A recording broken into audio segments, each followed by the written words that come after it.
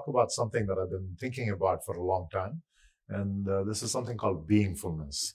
There is mindfulness, which has become quite the rage now. A lot of people talk about mindfulness, but there's this complementary perspective on a way of life, which is called beingfulness. A few people are talking about it. I'm not the first to do so. There are others also who've been talking. In fact, it's an ancient concept.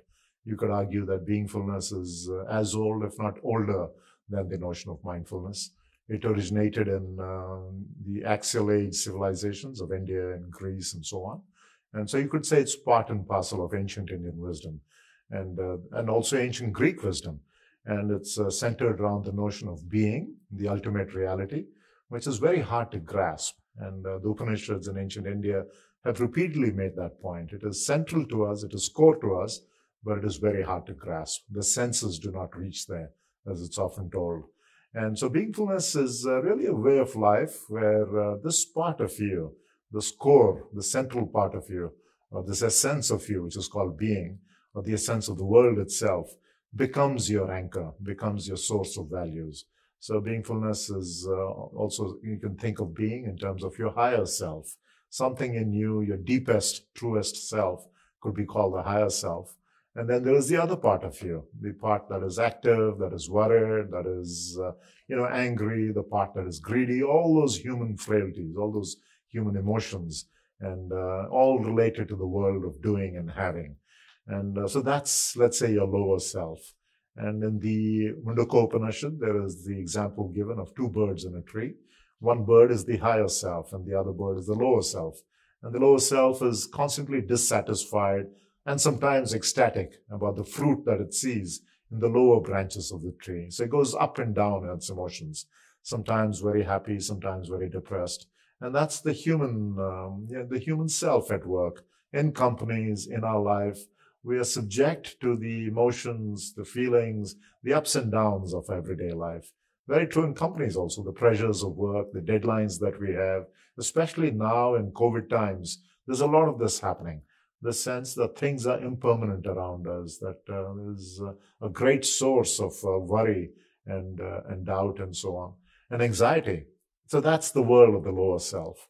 But then there is the other part of you, that being, as I mentioned, the higher self, that is the witness, that is core to you and others.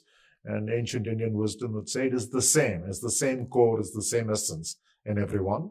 And that's called being or higher self. So the challenge then is how to lead your life in such a way that you are anchored or centered in that which is core to you, which is called the higher self, but yet you're fully involved, fully engaged in the world of the lower self. So being in the world, but not of it, is a phrase that's used to describe this. And that's what beingfulness is about. To be aware that in you reside these two selves, the lower self, which is what we normally are most times. But there is something else. There is an essence that we can relate to. And it's been called different names. It's been called presence. It's been called witness. It's been called the inner voice. It's been called the higher self, as I mentioned, true self, deepest self. They're all different attempts to get at something that truly is very difficult to pin down.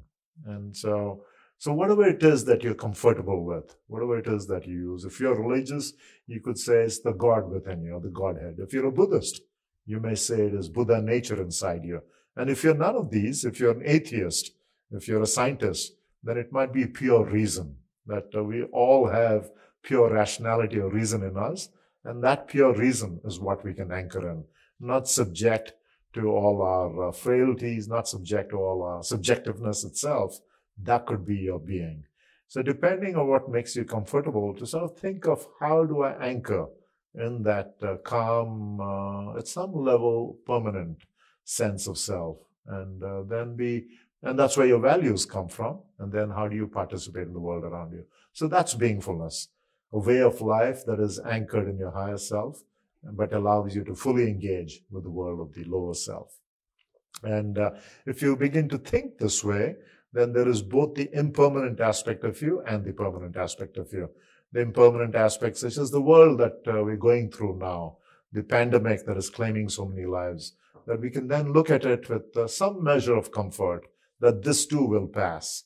This too will be behind us. And we'll look back some years from now and look back with whatever feelings we had, sorrow, perhaps joy that we survived it, whatever it may be, to recognize that this will pass, this is temporary, that there is a part of us that is a lot more permanent, and to be anchored in that permanent part. So that's beingfulness.